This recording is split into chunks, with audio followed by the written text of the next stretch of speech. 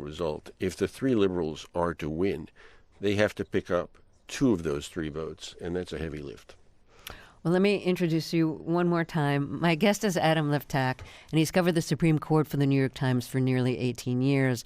But at the conclusion of the term that ended in June, he left the beat to write more generally about legal issues. We'll talk more after a break. This is Fresh Air. Funding for WPLN News comes from you, our listeners. And Ascension St. Thomas, continuing a century-long journey to bring health, healing, and hope to those who need it most. When others say the challenge is too great, Ascension St. Thomas believes, with God and each other, nothing shall be impossible.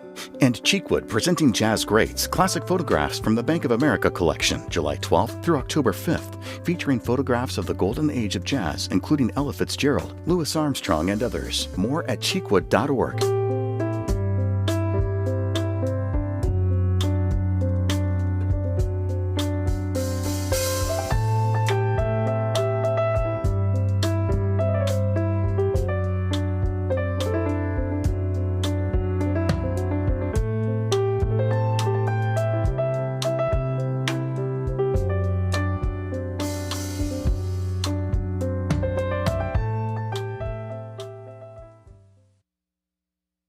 This is Fresh Air. Let's get back to my interview about the Supreme Court with Adam Liftak, who covered the court for nearly 18 years and just left the beat.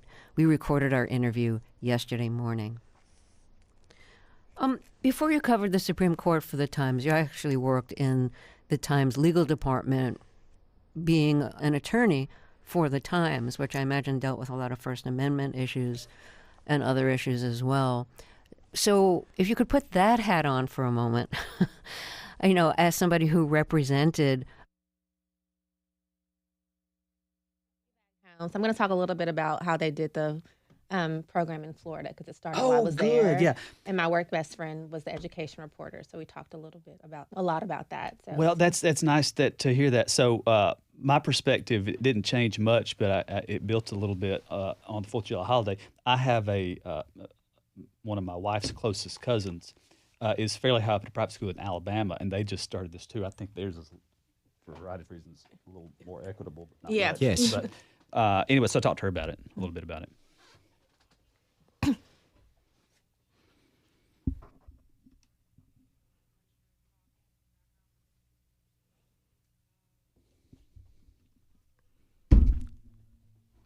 Is that bad?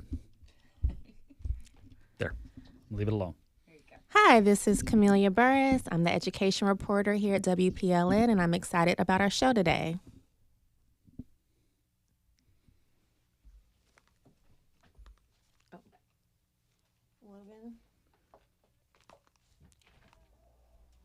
Do you want to host? Yes, it's up now. I had turned it down earlier. I'm so sorry. Yes, so. Good. Yes. My air conditioner is out in my car, and so I cannot tell you how great it felt to come inside this building. Oh gosh, well I'm glad you can empathize.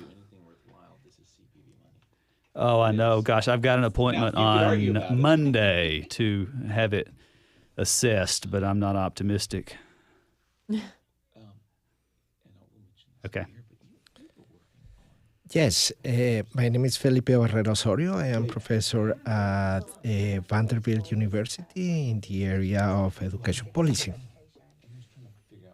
work in education policy started in 2013, like in Tennessee education policy. I did some national work. Thank you. Thank you. The air is out in my house.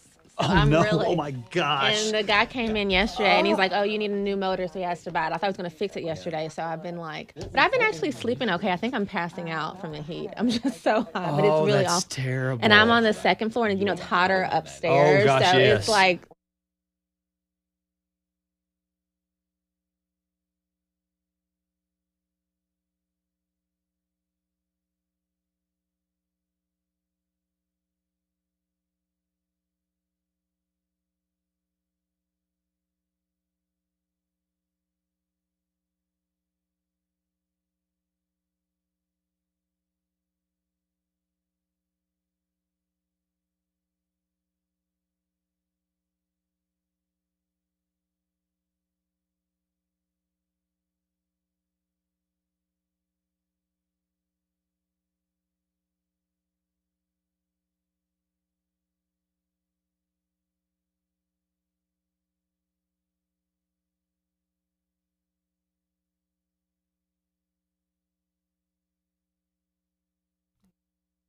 Oh, so it just, I see.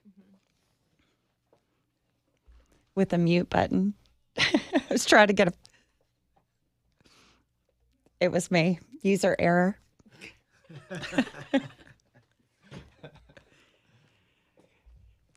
Yes. Well, Liv, I'm so excited to be here today in studio with WPLN. I'm excited to meet some new friends and talk about all the good work that's going on for kids in Tennessee. This distance is good. Okay, great. Thank you. During that period, and I always like talking with you, which we can continue to do as you switch to more general legal issues. But I always enjoyed reading you because you're just so clear and have such a strong background in not only the Supreme Court, but legal issues in general. Why did you decide to leave the beat? The beat wears you down, particularly in this era of emergency applications. It's grueling deadline work, day and night. And I think it's time for someone with more energy to handle that stuff, which is, while important, is kind of commodity news. A lot of people are writing very good stories about the Supreme Court and the incremental developments there for many news organizations. The Supreme Court press corps is excellent. And I just have this itch to write about different and bigger stuff, and not only about the court and not only about the president, but about the law more generally in the land. You know, Terry, when we first talked, I think it was in 2005, I was the national legal reporter at the Times, based in New York, and covering stories that nobody else was covering and trying to shed light on injustice and interesting legal issues.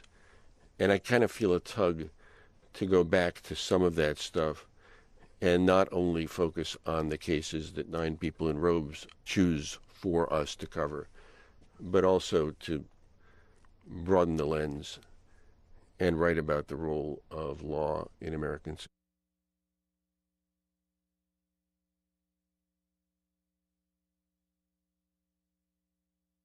Hi.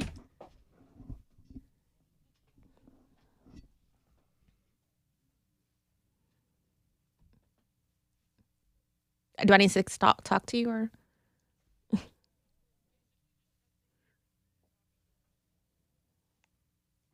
Okay.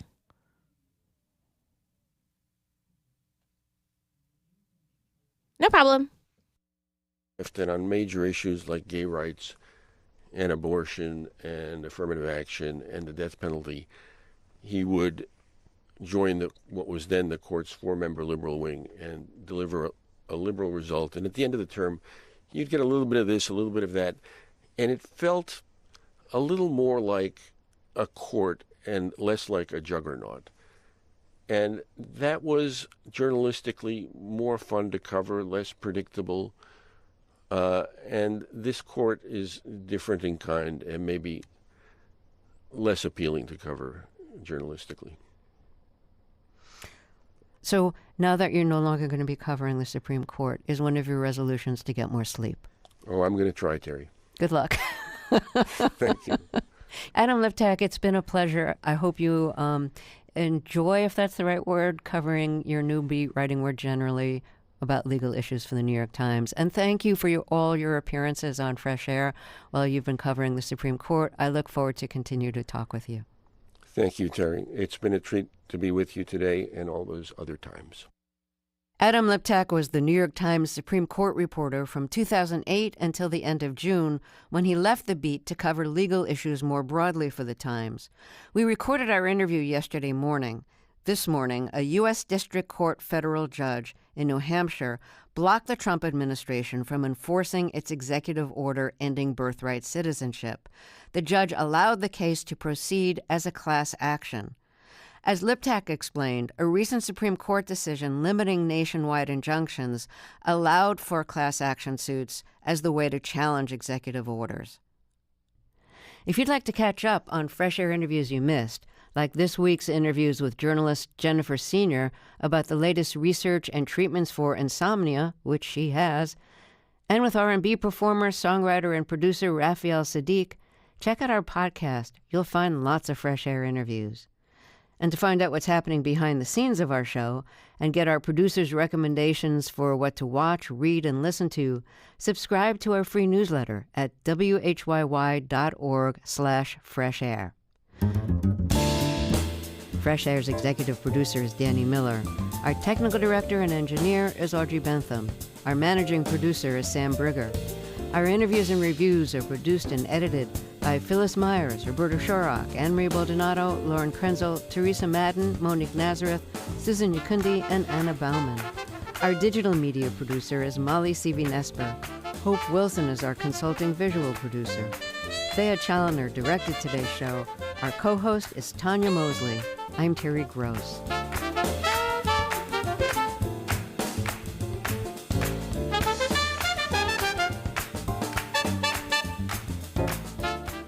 Support for NPR comes from this station and from Ooma, a cloud-based phone service for any size business with an automated virtual receptionist, video meetings, and other features to connect to customers and coworkers anywhere at ooma.com/NPR.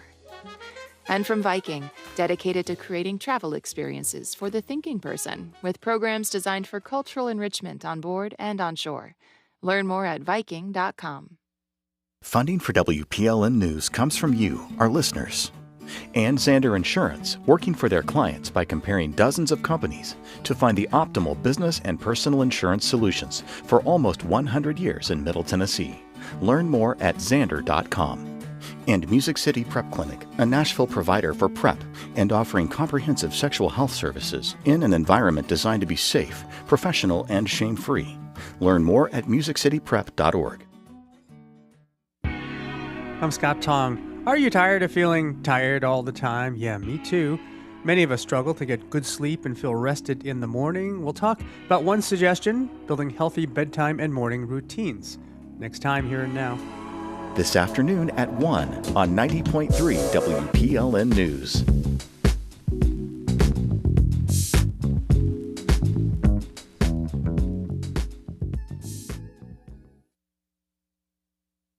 This is 90.3 WPLN, Nashville Public Radio, and 91.7 WHRS Cookeville, Nashville's home for Morning Edition and NPR News. WPLN.org is where you can find more from WPLN News, including the Nash Villager, your human-powered newsletter and podcast, exploring Nashville news and history. Subscribe to both at WPLN.org.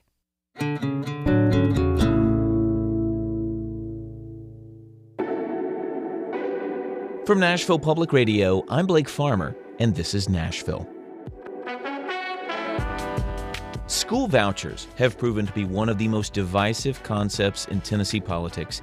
Even conservatives are split on the appropriateness of using taxpayer money to pay private school tuition. But now it's the law. 20,000 scholarships are available statewide, and most students are eligible. Has your family applied? Have you heard back? We're taking your calls and answering your questions. It's an hour for a timely talk about school vouchers that's coming up after this hour's news, so stay with us. This is Nashville. Sharing news and stories from the voices of Middle Tennessee. That's This is Nashville. Our show is made possible by Music City Prep Clinic. This is Nashville is in service to you. So if you have an idea for the show or feedback you'd like us to hear, leave us a voice message at 615-751-2500. Live from NPR News in Washington, I'm Nora Rahm. Secretary of State Marco Rubio is planning to fire hundreds of employees as part of a State Department redesign. The Supreme Court paved the way for the reduction in forces expected tomorrow. NPR's Michelle Kellerman reports. Speaking to reporters on a trip to Malaysia, Secretary Rubio said he was proud of the way his department has planned a 15% reduction of workers. We went very specifically through and reorganized the State Department. And when you reorganize the State Department, there were certain bureaus we wanted to empower the regional bureaus, and there were certain bureaus these functional bureaus that were closed. He's closed 132 offices and rewrote the rules to be able to fire people who worked in them. Former diplomats of the American Academy of Diplomacy call it an act of vandalism and bad management of what they describe as an important resource, America's national security professionals. Michelle Kellerman, NPR News, the State Department. On that trip to Malaysia, Rubio said he spoke with Russian Foreign Secretary Sergei Lavrov. He says the two discussed what he called a new and different approach to ending the war in Ukraine. He did not provide details. Ukrainian President Volodymyr Zelensky is in Rome for a conference on how to help Ukraine recover after the war. He urged European leaders invest in Ukraine's air defense. We must reach a point where Ukraine's air defense and drone sector is supported by over 30 countries and backed by hundreds of companies, not only from Ukraine, but also from Europe, the United States, and beyond. He told European leaders that investing in Ukraine is in their own security interest, that Ukraine has advanced drone technology that it will share with its partners. A new analysis from NPR and data scientists finds at least 17 buildings and cabins at a campsite in central Texas were at greater risk than the government previously reported. The area was swamped with floodwaters, blamed for at least 120 deaths, with more than 160 others missing. NPR's Laura Sullivan has more. An analysis by climate modeling company First Street found FEMA failed to properly account for the threat from rainfall when developing its maps. It wasn't just a problem at the camp. FEMA's maps undercount the number of homes in danger throughout the country. Data scientists say FEMA relies on tidal surge and river data, and the agency lacks funding and a mandate to update its process. NPR found special interest groups like home builders associations often lobby to prevent the agency from getting that funding. At Camp Mystic, NPR also found at least 8 buildings, including cabins for younger campers, located inside the floodway, a dangerous area expected to see high-velocity water. Laura Sullivan, NPR News. Italian candy maker Ferrero says it plans to acquire the maker of Fruit Loops. It's buying Kellogg's for $3.1 billion. This is NPR. The United Nations released a report today. There could be 4 million AIDS-related deaths in the next 4 years because of U.S. cuts to foreign aid. The U.S. has long provided most of the money for HIV services worldwide until the Trump administration eliminated most of it earlier this year. The UN report says many prevention and treatment programs that have reached millions of people have already been shut down. In Los Angeles, more than 31 workers building an underground tunnel for a wastewater treatment plant have been rescued after a partial collapse last night. Steve Futterman reports. The collapse occurred in the early evening. Officials say the trapped workers had to climb through debris up to 15 feet high. The massive 7-mile underground tunnel is designed to return wastewater that's been treated back into the ocean. When the collapse occurred, more than 100 first responders raced to the scene. A triage unit was set up. Fortunately, it was not needed. LA Mayor Karen Bass. I was so concerned that we were going to find tragedy. Instead, what we found was victory. All of the men that were in that tunnel rescued. The rescue workers inside a giant cage were lifted out of the tunnel by a crane. There will be an investigation to determine what caused the collapse. For NPR News, I'm Steve Futterman in Los Angeles. In women's tennis, Amanda Anisimova upset the number 1 seed, Aryna Sabalenka, at Wimbledon today. The American is reaching her first Grand Slam final of her career, a little more than a year after taking a break from tennis because of burnout. I'm Nora Rahm, NPR News. Support for NPR comes from NPR stations. Other contributors include BetterHelp, committed to supporting mental health through therapy and helping clients find balance. Clients are matched with one of 30,000 therapists for online therapy from anywhere at betterhelp.com/public. Funding for This Is Nashville comes from you, our listeners, and Amazon, proud sponsor of WPLN's daily show, This Is Nashville, engaging our differences so we can discover our unity. More on Amazon's community work at aboutamazon.com. I'm Blake Farmer, and this is Nashville. Private school vouchers are live statewide in Tennessee. This is taxpayer money that is now available for families to use at private schools. This year it's about $7,300. Doesn't cover full tuition at most private schools, but it makes a pretty good dent at most. More than 20,000 of these educational scholarships were available this year. Nearly twice that many students applied. And whether families were for them or against them in principle, in practice, the money's now available and they have an opportunity to use it.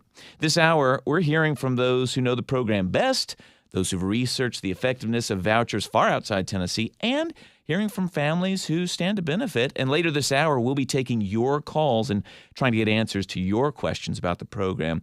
We start this hour with Logan Key, a father in East Nashville who's waiting patiently to hear if his family received a voucher. Welcome to This Is Nashville. Thank you, Blake. And thank you for coming back. Thank you for coming back to Nashville Public Radio. Well, that means a lot. Full disclosure for everyone, Logan and I do know each other. We go to church. I'm usually being pulled away from him because he's talking to me too long before I'm trying to get out the door to lunch with the fam. But, you know, it's okay. I learn a lot this way. Also joining us to provide some context throughout the hours, WPLN education reporter Camelia Burris. Thanks for hopping in the studio today. Thank you, Blake, for having me. I'm excited to be here. All right. Logan, let's start with your experience, an experience that was had this year by roughly 38,000 Tennesseans just in the last couple of months. So you've got 2 kids, both in public school, but your family made the decision to send your older child to a private school for middle school starting this year. When did that process really get going?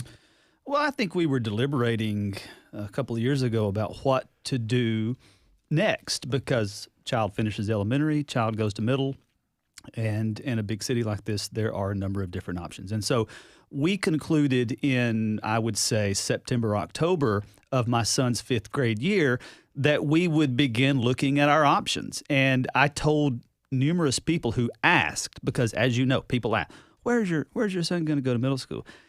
All options were on the table. Yeah. And you meant it. Well, the legislation that passed the legislature in January that created these school vouchers, as they're known, and I know that's not a term that everyone knows, and the official name is the Education Freedom Scholarship Program, but we're primarily calling them school vouchers. It passed in January. Did the approval of that law influence your decision to move your oldest into private? No, not at all.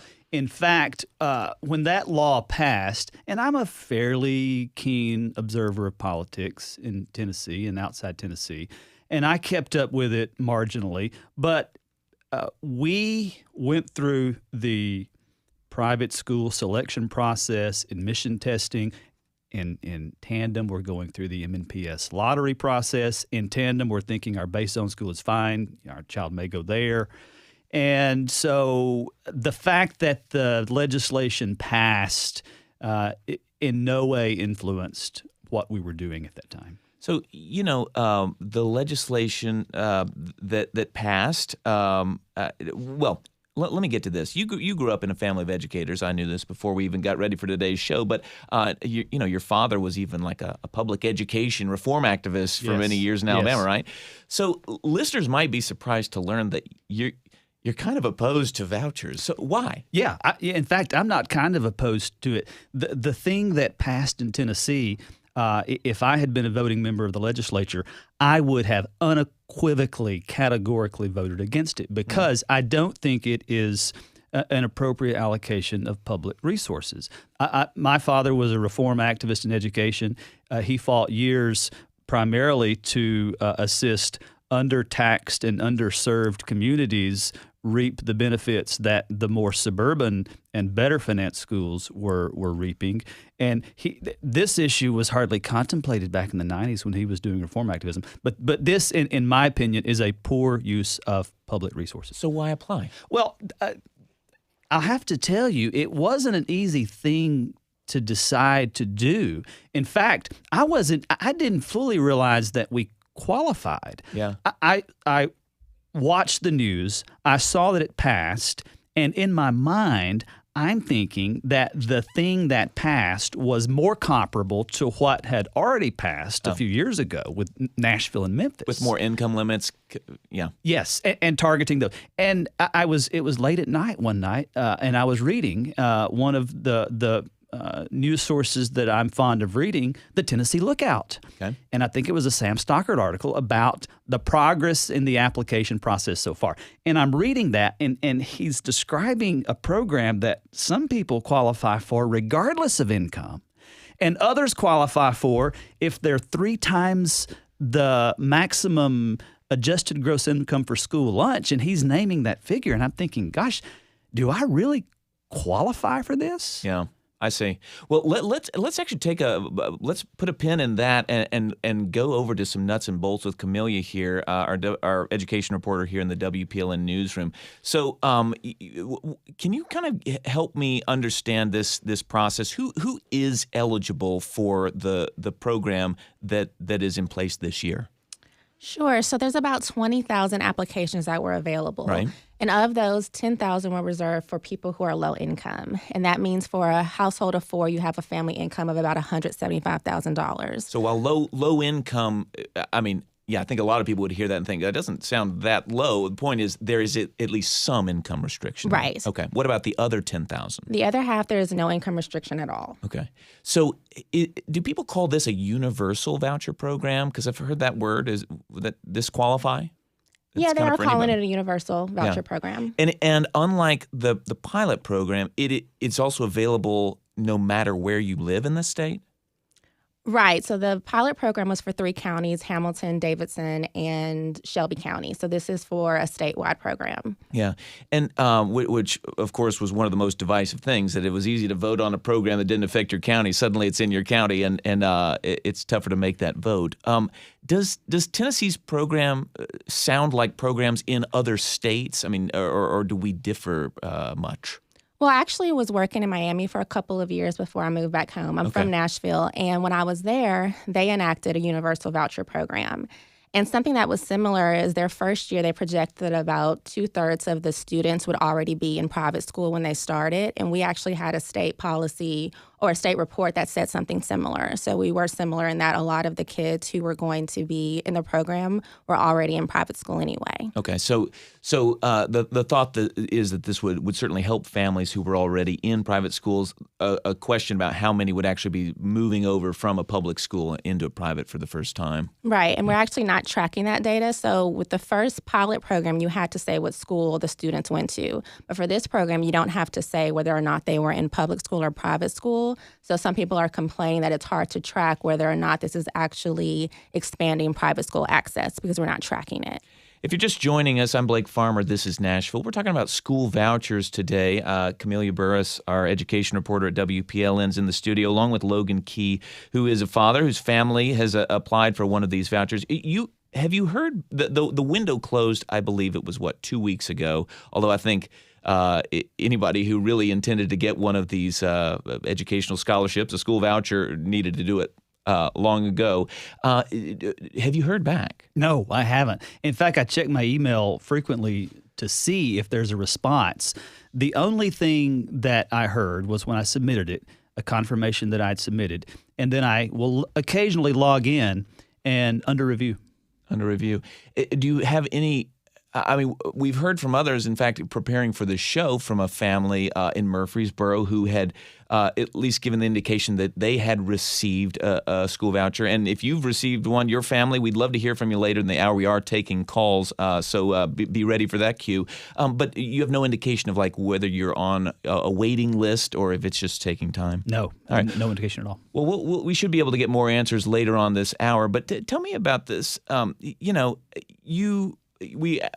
You mentioned not really being fond of vouchers, in fact, kind of opposing them, and yet you went ahead and applied for it. How do you settle that? Why apply when you have this kind of fundamental opposition? Well, so in my opinion, the good people of Tennessee, through their elected legislators, have appropriated this money. Yeah, and so as an informed consumer, I'm okay applying and receiving one of these, even though I think it's bad policy. Much the same way that there are other public policies that many people may benefit from financially that might be inequitable. Yeah.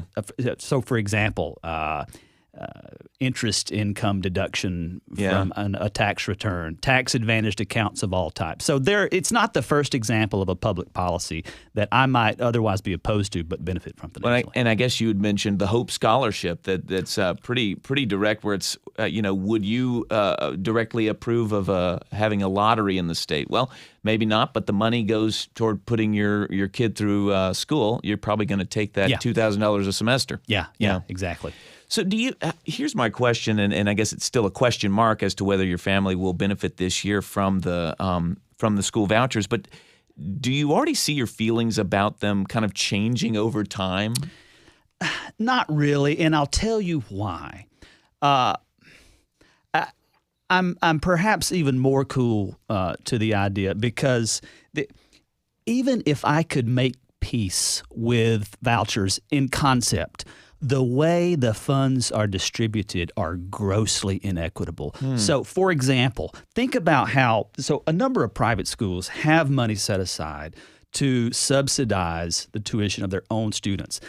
Those private schools, and rightfully so, go to incredible lengths to make sure that those funds are being allocated equitably. One of the financial aid applications we filled out for a private school asked not only about adjusted gross income, but about home equity, about how much our cars are worth, about how much we have in savings, about how much we spent on vacation last year. Here again, the effort to make sure that funds are allocated equitably. This one in Tennessee, it's $7,000 for you dealing in out like Uno cards. Well, but in the same way that I think the Hope Scholarship is not means-based, and it's really just considered money that is available no matter your income. Right. Well, we're going to dig deep into this, and we're going to want to hear your voices later in the hour. This is your turn to talk, but we need to take a quick break. Camelia Burris, please stay with us for the next segment. Logan Key, thank you for sharing your experience about applying for a school voucher. Let us know how it turns out. Thank you for having me. Have you applied? Have you been approved? Is your school participating? What questions do you have? We'll try to get you answers. It's your turn to talk later this hour, and I'll go ahead and give you the number if it's not on the top of your head, 615-760-2000. We'll be right back. This is Nashville. Funding for This Is Nashville comes from you, our listeners, and Community Foundation of Middle Tennessee, working to help donors make more possible through the power of community giving. More at cfmt.org. And EF Financial, working to empower women to take control of their wealth with personalized guidance geared toward building futures. More information and disclosures at ef-financial.com. And the Country Music Hall of Fame and Museum, where members receive unlimited gallery admission, access to museum events, and member benefits for parking and shopping. More at countrymusichallofFame.org. In the 1970s, a country now known as Zimbabwe was fighting for independence from British colonial rule. A powerful new movie called Don't Let's Go to the Dogs Tonight looks back on that history from the perspective of one white family consumed by racism and afraid of losing what they believe is rightfully theirs. That's next time on The World. This afternoon at 2 on 90.3 WPLN News.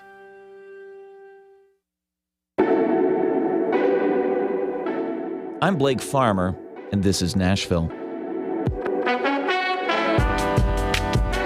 We're talking school vouchers, and we are taking your calls later this hour. This is the first year of what you might call a universal school voucher program in Tennessee. It was spearheaded by Governor Bill Lee, passed in January, took effect in February. Most families statewide with school-age kids are eligible for the program, though it's currently capped at 20,000 vouchers. We're going to talk through more of the particulars as well as hear about the philosophy and the future. Joining us now is Chelsea Crawford, Executive Director of Tennessee CAN. Prior to joining Tennessee CAN, she served as Chief of Staff at the Tennessee Department of Education, and prior to that, she worked on lobbying efforts to make school vouchers a reality, among other school reforms. And staying with us during this segment is WPLN's education reporter, Camelia Burris. Camelia, thank you. Chelsea, welcome. Thank you so much, Blake, for having me. Well, very glad to have you. So 20,000 scholarships available. I think the number now is 38,000 students, families who have applied. What does that tell you? I think it tells us that there's demand for high-quality school options for families and students all across the state. We heard from a parent just a little while ago that talked about the years of deliberation that their family went through in order to choose where they wanted to send their child to middle school, and every option was on the table. I think parents really do have a concerted effort and demonstrate that year over year when it comes to selecting the best fit school for their student. Apparently, when we passed this new law and it went into effect, we have a lot of folks who are seeking to take advantage of the scholarship option because they believe that those schools might be the best educational fit for their child. Yeah. Well, and you, as you know well, there were many people who at least said they had their doubts that people, really wanted these. You've been working on this issue for quite some time, even back when I covered the legislature from time to time, covered education from time to time. You were working on this issue. What were those early days of advocacy like when you started talking about school vouchers? I think that's a great question. And I think it also brings up a point that this is maybe newer to Tennessee or Tennesseans, but it's not necessarily a new trend on the national level. Lots of other states have come before Tennessee when it comes to creating school choice options, whether that's in the public school space or also extending into private schools. Of course, when we think about this particular program, there were several iterations of private school choice programs that the General Assembly passed preceding the Freedom Scholarships. That was the individualized education account that was passed in 2017. That program is really particularly tailored for students who have significant disabilities and supporting their families to get services that support them. There's the education savings account option that came in 2019. It was implemented a few years later, which is a smaller scope private school choice program. It was only in 2 counties to start. I think it's now in 4 counties, but does have some income restrictions. And so I think as you have seen at the national level, more awareness of school choice options, including in the private school choice space, and you have seen new programs come online in Tennessee, we're seeing a growing awareness and clearly a hunger for something that might be different from the options that were available to families previously. Yeah. It seemed back in the day that I don't know whether we just wanted it to sound like this or some people said this who weren't really wise to kind of where things were heading. I was like, well, this is just for this group. This is just for this group. Well, it's just for this income. When clearly there's a trajectory here to make it available to anyone, to as many people as possible. So how do you level kind of those initial arguments to get something off the ground that kind of says we're going to keep it limited with where clearly things are headed, which is to get these school vouchers into as many hands as will use them? Yes. Well, I think all of this for me centers around empowering parents and empowering families to then do exactly what they want to do already, which is make really smart education decisions for their children. Just by way of personal story, I am the daughter of a public school educator. She taught for her entire career in Memphis back when it was just Shelby County schools. But, I grew up going alongside with her to the grocery store and hearing the incredible impacts from former students that she saw, call across the produce section and say, hey, Miss Crawford, you were my favorite science teacher. You were my favorite math teacher. She made a decision for my brother and I to go to private schools for K-12. And so on that teacher's salary, was able to make some sacrifices and ensure that my brother and I were able to access what she believed was the best fit education for her children. I think parents are increasingly looking for individualized and tailored options for their kids, especially coming out of the pandemic. We're seeing all kinds of new models, learning pods, micro schools. The way that we are thinking about education has changed and will continue to change into the future. And so for me, it really centers back on having the local control. The clearest form of local control that a family can have around K-12 education decisions is where they choose to send their child to school. I want to talk some more this hour, certainly about the sort of philosophy behind, moving to school vouchers. But I do want to get to a few more of the particulars that I know are questions people have on their mind. Because one came up as we were prepping for this show, somebody who's got kids in a private school, and that school is not participating, to their surprise and dismay. But I'll know. We've talked about who's eligible to participate as in apply for the money, but what goes into a school's decision to participate? That's a really good question. And I think, this first year of the program was the first year. And we have a lot of schools that are new to this type of program. It's new in Tennessee. It's new to them, of course, as well. And we'll have, more schools who see familiarity in the process next year. I'll tell you anecdotally, one of the schools that I talked to, a private school, they were considering participating in the program this year. They were just a little reticent because it was new and they didn't know the ins and outs of how the process would go, what they needed to do with the state, what forms, what questions must we ask parents. And so there were a number of private schools, I think, that said, you know what, we're going to sit out in year one and we're going to see how this program plays out before we make a decision on whether to get involved in the program in future years. Does it change what kind of testing they have to do? Well, that's a great question. And I will say, just as a quick aside, Tennessee's law around education freedom scholarships does carry accountability. Our law requires that private schools who are accepting students on these scholarships are going to administer either the state assessment, which is TCAP, that's what all of our students in public schools take, or they have the option to administer a nationally normed reference test. Many of them are doing those things. In fact, I think the majority of the schools that are participating in the program this year were already offering TCAP to their students as the way to measure student learning and growth. So for many schools, it may not have changed a thing. But that might be a reason you wouldn't, because it would perhaps have to change some of the testing that you do, so you'd have some state accountability, and that would become public. That's right. And one thing I will say, I have great confidence that schools know how to do the business of education. When it comes to accepting dollars and scholarships and statewide approval and statewide application, that might be something that's a little newer for our private school partners. Yeah.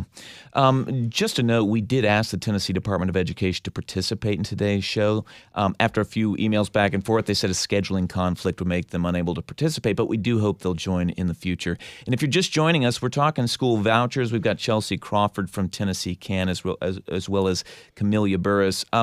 CAN in Tennessee CAN, what does that stand for? The Campaign for Achievement Now.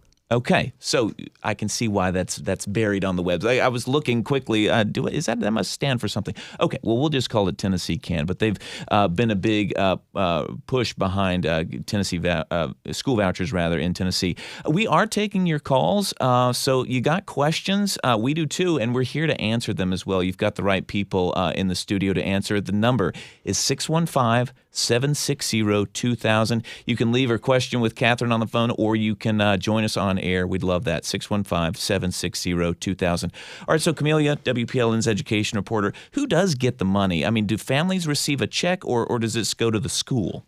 The money goes directly to the school to cover costs like tuition, books for the kid, or other classroom supplies.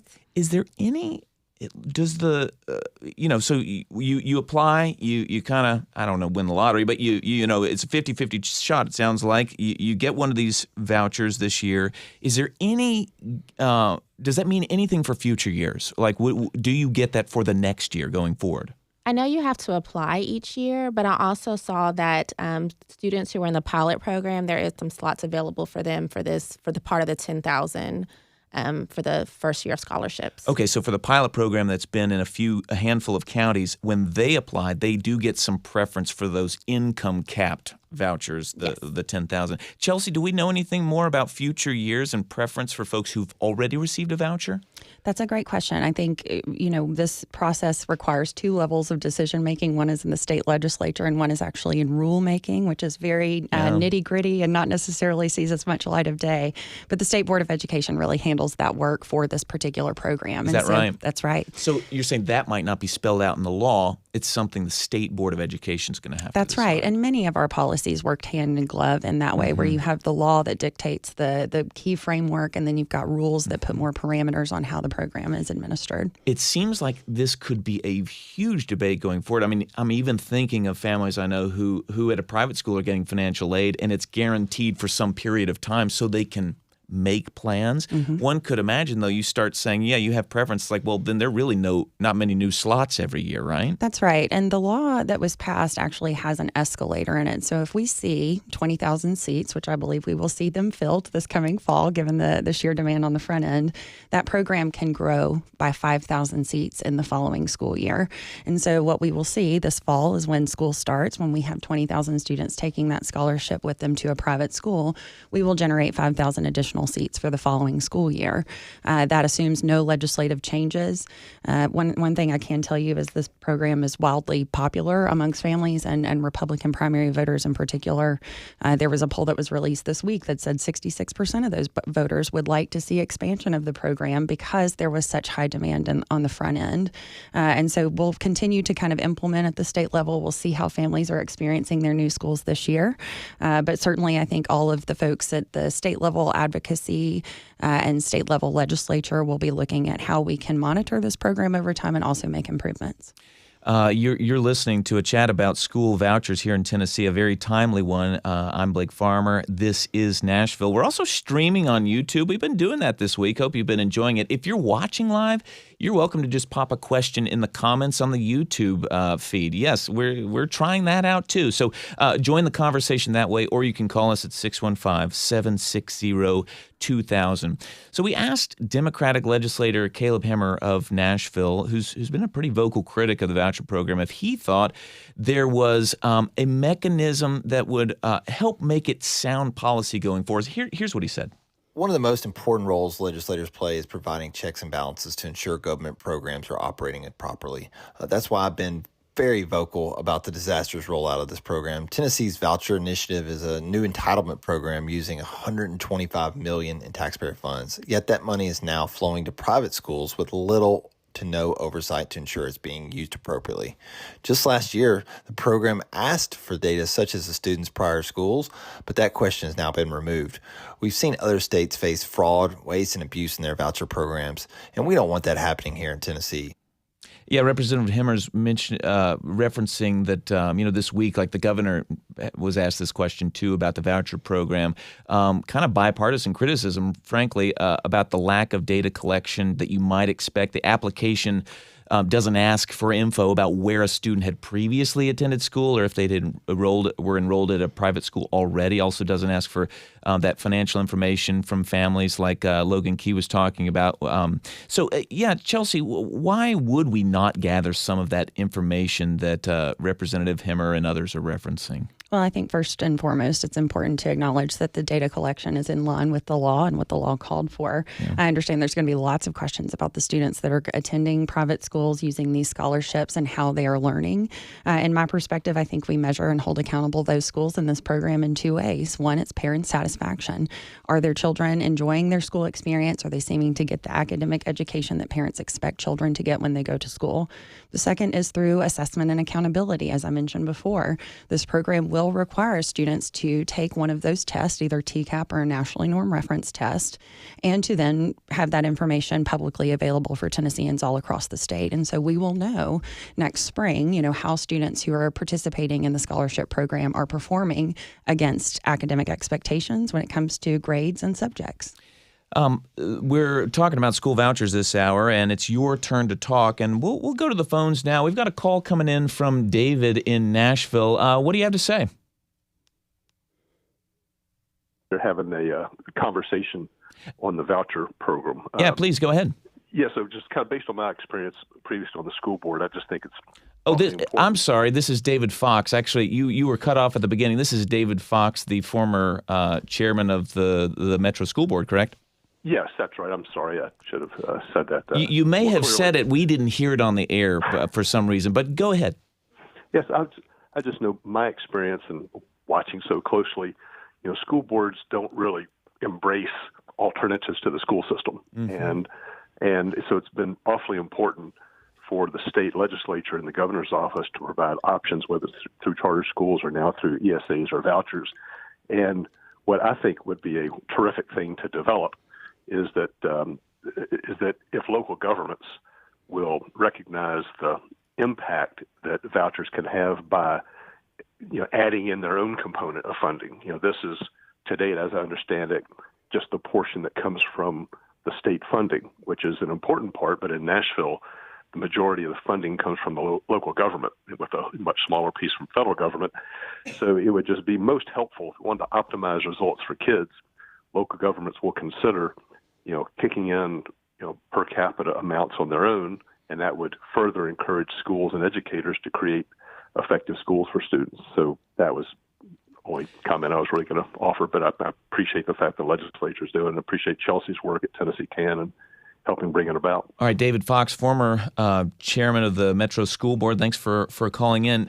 Chelsea Crawford, is that something that would be, I mean, it's hard to imagine, let's say, the Metro Council approving, money that would maybe match state money to go towards school vouchers, but are there local communities who would? And I don't want to count out Metro, maybe they would. Yeah, I think that's a great question and a great wondering and idea that all of our local school districts should consider.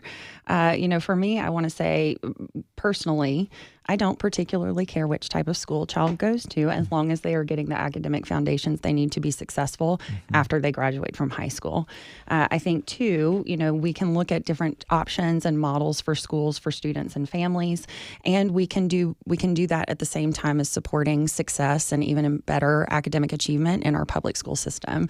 The old adage is we can walk and chew gum at the same time. I think we have demonstrated that in Tennessee over the last certainly 8 years or so under Governor Lee's leadership. I mean, just this past session, the General Assembly approved $640 million new dollars for our public school system, which brings the state investment in K-12 public education to about $6.9 billion every year. Does this money come that funds this program, the $120-30 million that goes toward it this year, does it come out of public schools? In other words, because the money typically follows the student.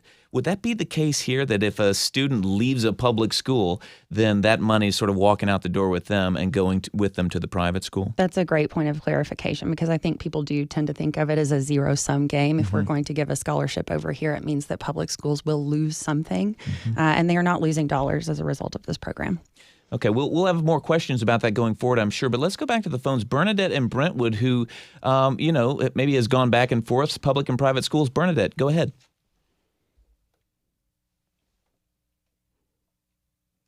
The product of the public school system. Bernadette, can you start over? I hit the button too late, so go ahead.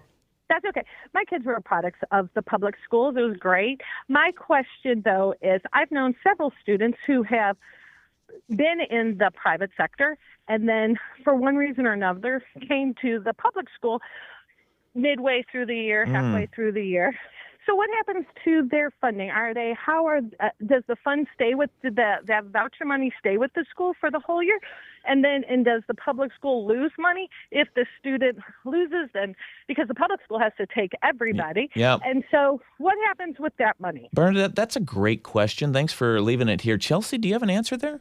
Well, I think, like I said earlier, this is not necessarily a zero-sum game. So when a student chooses to take a scholarship to a private school, our public schools have not lost dollars this coming school year. I just shared those numbers.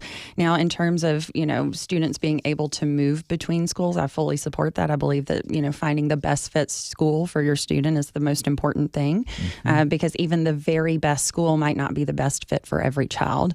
Now, these expenses related for the scholarship program, they have to pay tuition at the private school. If there's money left over in that scholarship, they can use it for approved expenses like Camelia was mentioning, tutoring, uniforms, other supports for their child.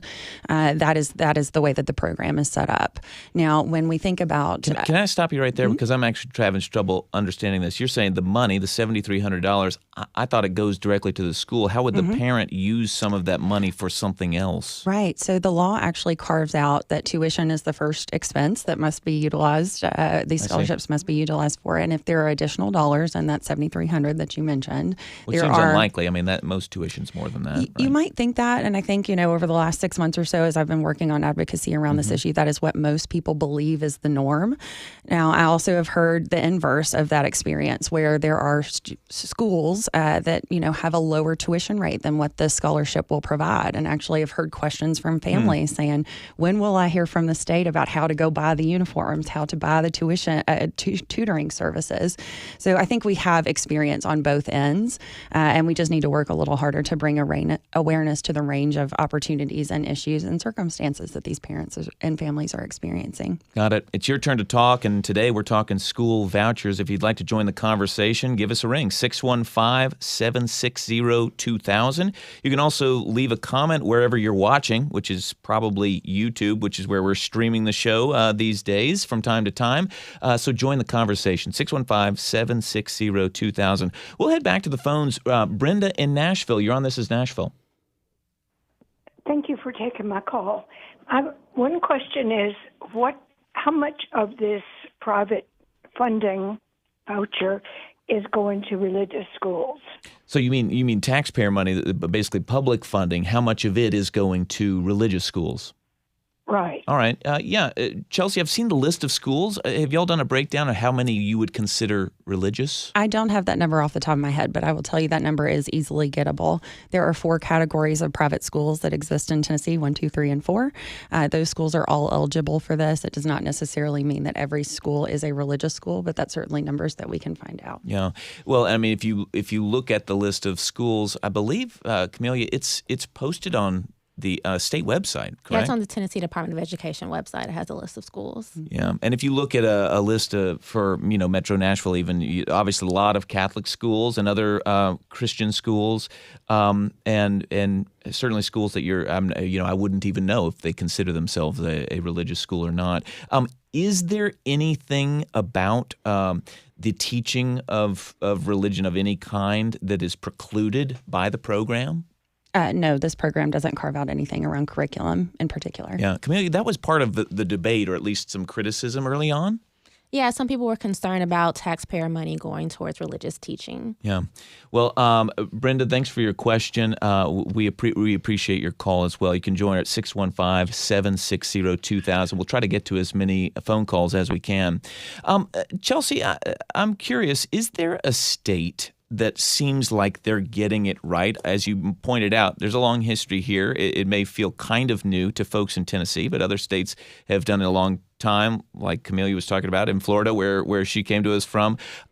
What can we learn from the states that are doing well? Well, I appreciate that question, and it looks a little different depending on which state you pick. Yeah. I mean, certainly there are programs that have been in place for a really long time. You think about Indiana, for example. That program grew and grew. It's been in place for a number of years. There are some other kind of southeastern neighbors of ours, Georgia and Louisiana, that passed programs very recently that maybe look a little bit more similar to ours in terms of the accountability and assessment that I mentioned.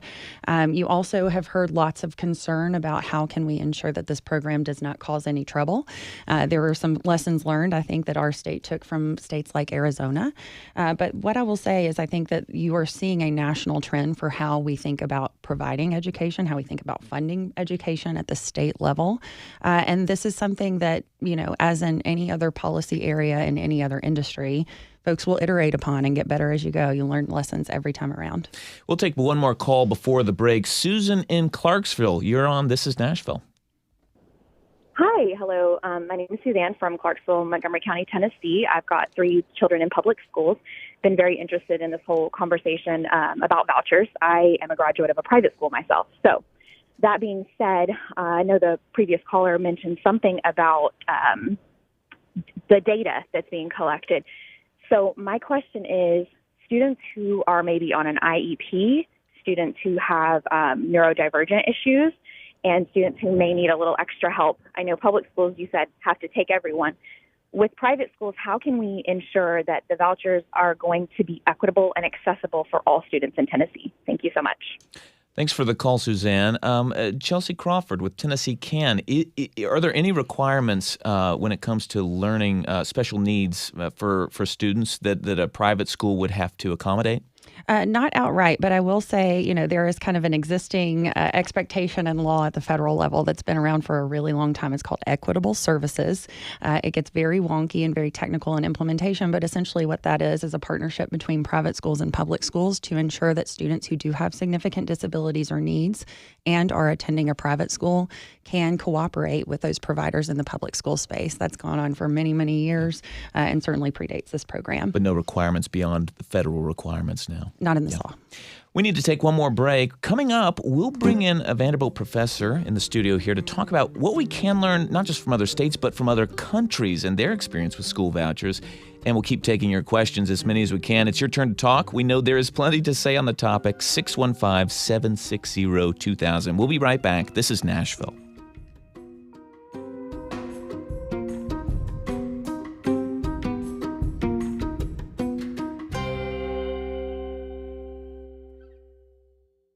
Funding for This Is Nashville comes from you, our listeners, and the Howell Allen Clinic, specializing in minimally invasive robotic spine surgery and laser brain tumor surgery. For 40 years, the neurosurgeons of the Howell Allen Clinic have been leaders in brain and spine surgery. And the Frisch Art Museum, now presenting Venice and the Ottoman Empire, a cross-cultural exhibition featuring artwork that tells the stories of art, culture, and exchange between two Mediterranean superpowers. More at frischartmuseum.org. WPLN's In My Place series, exploring housing issues with This Is Nashville, is supported by Community Foundation of Middle Tennessee. Right now, WPLN and all of public media are facing the threat of loss of federal funding. Funding that brings quality local reporting to rural communities. Funding that supports music and the arts. Funding that maintains critical emergency broadcast systems and delivers life-saving information. It's time to make your voice heard in support of community-licensed, local radio. Find action steps or make a financial contribution at WPLN.org/protect. I'm Blake Farmer, and this is Nashville. We are focused on Tennessee's school voucher program, newly expanded for just about any family with a school-age kid. We know you have questions and comments. Some of you are waiting on the line. If you want to join them, 615-760-2000, or just leave us a question with Catherine, who's answering the phones. You can also join us on air if you hang on, or leave a comment on the YouTube stream at the Nashville Public Radio YouTube page. We're streaming, yeah. You can see video of this right now if you want. We've got Camelia Burris hanging with us, WPLN's education reporter, Chelsea Crawford from Tennessee Can, that advocates for school vouchers. We're adding a new voice that can help us look beyond the experience even in other states to how vouchers have worked out, but also in other countries. So Felipe Barrero Osorio is an associate professor of public policy, education, and economics at the Department of Leadership, Policy, and Organization at Vanderbilt's Peabody College. Welcome. My pleasure to be here, Blake. Well, Dr. Barrera Osorio, as I understand it, the main objective of your research is to study and test the effects of different school and system-wide education policies in developing countries. And in your experience, Colombia, Chile, and India have implemented good voucher programs. So what can we learn? What can you tell us about the system in Chile, which is, I think, had a voucher program for 40 years? It started in 1981, and it's a universal voucher program. And it is a program that was implemented very fast, and any person in the country was able to access the voucher. So it was kind of like, you know what, instead of that money funding public schools, it's sort of you take that money and you can go use it however you want at a private school. And that is something that is important. The money follow the kid, and they can use it in any private schools that accept the voucher. I see. So 40 years later, I mean, this must just be like the water they're swimming in, and this is just how things are in public education. Do people consider it a success? So that is part of the conversation that I was that I think is very important. One aspect is, what is the impact of the policy? And that discussion, I think, has to be very centered into the debate. So Chile, the best available evidence that we have is that the effects of the voucher system was at best small and positive in learning outcomes. But the most important, perhaps unintended consequence of the voucher was the segregation of the system. Low-income kids going to public schools, middle-income kids going to these private schools that accept the voucher, and high-income kids going to high-quality, not accepting vouchers private schools. Wait. At the highest end, they went to schools that didn't even accept vouchers. Yes. Interesting. And that is something about the design of vouchers, which is what is the amount of money of the vouchers will determine which schools want to participate. So if there is a correlation between price and quality, there you have an element that is important to consider. The voucher in Tennessee is $7,300, more or less, and that targets certain type of schools. Yeah, I see. Well, all right, let's jump over to India, a much bigger country, but implemented something, it sounds like it was super ambitious. What did they try to do with their program in India? Not Indiana, India. Yes, India, by constitution, created a program that was very interesting, which is 25% of the placements of any private school has to go to low-income individuals. Wow. So a quarter of the school population has to have some sort of low-income threshold. Yes. And that is targeted, is mean tested targeted, and only kids, only families that has below certain income can apply to these places. Are people considering it effective when you talk about outcomes for the student? So this is not very. This is more recent. The evidence is emerging. The evidence that we have again is that the impact, if something is small, positive but small, and what is interesting is that the poorest of the poorest didn't apply to the voucher. Really? It was the less poor among the poor that the people are right to the voucher. And also that is important for Tennessee because information problems are going to be important for the voucher. What do you mean? So it's mean tested, the Tennessee voucher, and presumably... Well, part of it's mean tested. Yes. Half of the vouchers, 10,000 of them currently, go to under 300% of poverty, I think the number is. The rest of them, no income. Very good. So let's discuss the 10,000 that is mean tested. Those ones who will have access to those, who will apply, presumably people who are better informed, people who had more resources, who have better social network, those are the ones that are going to apply for those vouchers. You're saying because they have the information of how and when, and they're listening, they're getting these questions answered. Yes. We're going to go back to the phones, and you listen. Who knows who will answer your question? We've got a great crew here. So, Steve in Nashville, what's on your mind? Yes, Blake. I just wanted to express some reasons for opposition to this program. Okay. We'll listen. So we're spending my tax money to go to people who can afford private schools, but they can take $7,500 in subsidy. Maybe it's a $20,000 a year tuition, and they'll get $7,500 off their tuition, which they can use to take extra vacation next year. But meantime, I'm subsidizing these people. Now, the initial program was for people who with limited income when it was started, but now it's open to anybody, and so anybody $100,000 or whatever they might make can use this program. Yeah, Steve, let me ask you a quick question. What do you say to folks who might push back and say, well, this is their tax money and they're not using up a seat in their local public school? Well, we're not giving people money to go buy. We don't hand out money for people to go choose their school. Okay, I think we kind of are doing that. Well, but, public schools, that's the thing. We're taking away from public schools. What's going to be left, the private schools can't handle people with special needs, okay, most of them. So we're going to be left with public schools that everybody there is going to have some kind of handicap or special needs that private schools are not willing or not able to handle. Steve, you raise an important issue. We'll take it there. And, in fact, our next caller is going to be that. So, Steve, thank you for that. We're going to go to another caller. Stephanie in Nashville, you are on. This is Nashville. Hi. Yeah, that actually is my question. For children with a disability, a school needs to have an exceptional ed program in place. A lot of our charters or private schools don't have that.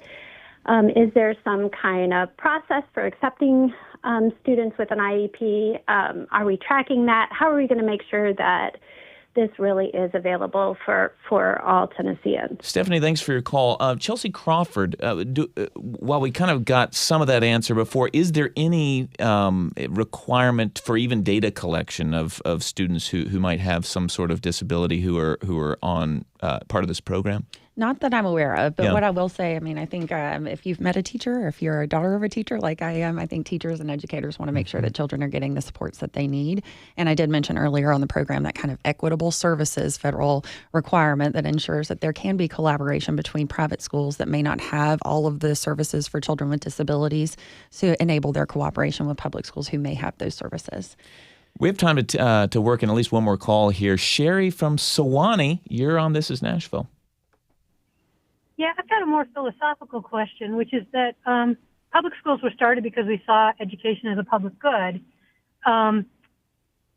If we're going to start saying that education is really just about what a parent needs and what a child needs, what makes this any different from me saying, instead of me using my public park, I want money to join a country club? You definitely have taken it to the 30,000-foot level. Dr. Barrera-Osorio, is there something to be said there? Because you've looked all over the world on how these programs work. So, yes, it's a complex question. When you think about education, you think a person like me think about, hey, why the government wants to intervene in the market of education. And there are several reasons of why. One is because there is benefits that goes beyond individual benefits. The society as a whole benefit from the investment. And the second one is inequality. So you want to invest in education from the point of view of the government to provide equality of opportunities. After saying that, it is not clear that the government is the most effective way to provide education. You need to guarantee good quality of education for everyone, but that doesn't mean necessarily that the government has to provide that education. So that is the discussion, and I think it's an important discussion. Chelsea, would you like to add one more thing? I would, yes. And I think that is a really great question. And I think Dr. Felipe and I, my new friend, have talked a little bit about the complexity of this. But yes, I mean, I think we want children to learn academic foundations in K-12 education. And as I mentioned, not even the best school is the best fit for every child. Yeah. Well, that's all of our time. And obviously, this is an ongoing issue. WPLN's education reporter, Camelia Burris, will be on top of it. Thank you for joining us. And Chelsea Crawford of Tennessee Can, thank you for making the time to take our questions. And Felipe Barrera-Osorio of Vanderbilt's Peabody College, we appreciate your perspective. Thank you. Thank you very much. Thanks for tuning in this hour. This is Nashville is a production of Nashville Public Radio. Today's episode was produced by Mary Mancini. It was directed by Tasha A.F. Limley. Catherine Rappelt on the phones. Our board operator is Liv Lombardi. The masterminds behind that theme music you hear are Larange and Namir Blade. Listen back at thisisnashville.org or wherever you get podcasts, or you can watch. It was streaming live on our YouTube page, but you can also go back and watch at Nashville Public Radio's YouTube page. Conversation doesn't have to end here. You can comment. You can tell us what you want to hear on the show. You can leave us a message at 615-751-2500. Also catch us on the socials at This Is Nashville. This is Nashville. I'm Blake Farmer. Go in peace.